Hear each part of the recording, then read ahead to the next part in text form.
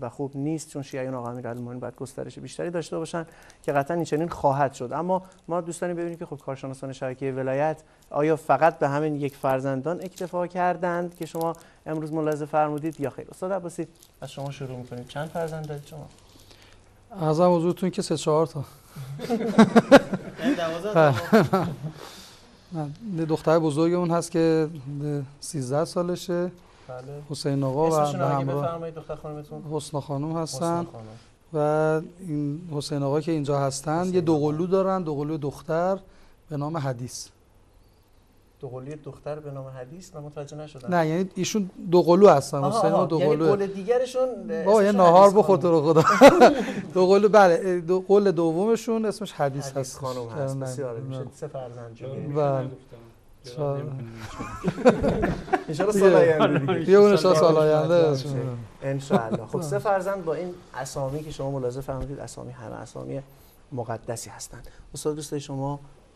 خواهش می‌کنم. ما عرض کنم که حالا خدا فعلا 2 تا فرزند نصیب ما کردن و فرزند اولمون که آقا امیرعباس هست که 10 سالش هست.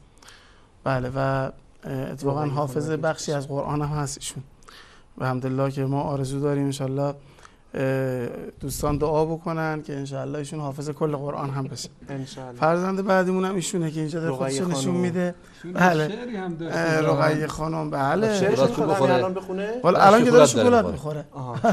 تمام شد. چشم. فرزند بعدم که این رقیه خانومه که ایشون هم همین الان به یک سری مسائل و بعضی شبهات مسلط حالا اینجا روش نمیشه. این کتاب تفسیر آلوسی بود چی بود؟ بله بله اسامی کتب اهل سنت خوب میدونه. بله با خودشون زمزمه میکردن روح المعانی آلوسی، روح المعانی آلوسی.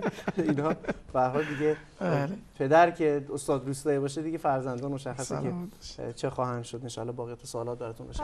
استاد موسوی نام فرزندانتون شما میفرمایید؟ نام دختر خانومی که اینجا هستن که فرمودید فاطمه سادات درسته؟ بله. فاطمه زهرا خانم. بقیه فرزندانتون اسامیشون که الگو باشه ان شاء الله. عشقی و ارادتی که به مادرمون حضرت زهرا سلام الله علیها داریم و مظلومیت بیبی سلام الله علیها هست، همه فرزندامو به اسم حضرت زهرا گذاشتم. واقعا؟ بله. چه کار قشنگیه. مثل همون کاری که آقا امام حسین علیه السلام انجام دادن راجع به نام علی که حداقل نام علی رو میگذاشتن تا 7 روزگی. بقیه اهل بیت هم خوبی روند برای بود. زهرا هستن همه یا نه اسامی دیگه؟ دختر بزرگم زهراست. بله. دومیش فاطمه است. دیگه هم اسامی ترکیبی و اسامی فرد استفاده کردید. خدا خیرتون بده. زهرا. بله. اسما چند تاشون رو بفرمایید که چهارمی فاطمه معصومه. فاطمه معصومه. چقدر زیباست، چقدر زیباست. اگر پسر بودن اسامی رو از آقا امیرالمومنین میذاشتید؟ اگر پسر بودن خب نیت داریم پسر اولمون رو بذاریم سید محمد باقر یا علی. آقای موسوی تازه نیت کرده پسر اول بذاریم. آخه میگفت بنده خدای اون زمانی که این تبلیغات ممانعت از فرزند اینا بود، خب بنده خدای 19 تا فرزند داشت. بهش گفتن خب یکی دیگه بیار که بشه 20 تا. گفت نه دیگه فرزند کمتر.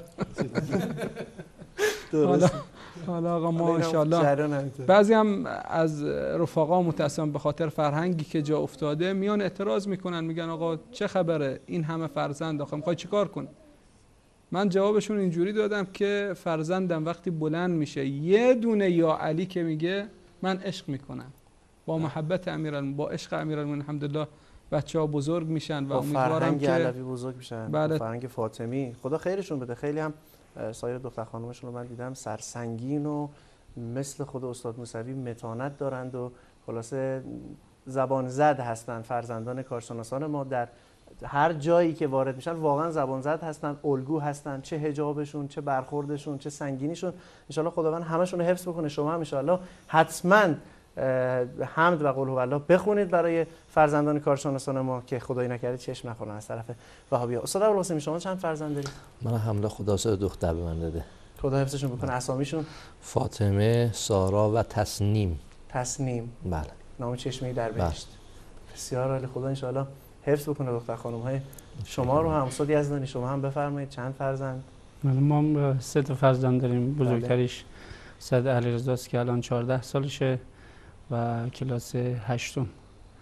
که البته خب خدا رو شکر همیشه از روز اولی که مدرسه رفته تا حالا همیشه نمره‌اش 20 بوده و پسر خیلی خوبیه و من ازش راضیم. الانم که در برنامه رو می‌بینه خیلی دوست داشت بیاد، ولی خب دیگه برادر کوچیک‌ترش علاقه بیشتری داشت و ایشون هم که سید حمزه است و خیلی اینم خیلی پسر خوبیه و خیلی دوستش دارم من. و سومی هم که زهرا خانم هست، زهرا سادات، که اون هنوز البته 3 سالش نشده. هنوز 3 سالشون نشده؟ نه اون موقع 5 ساله؟ نه اون زمان 1 ساله بود.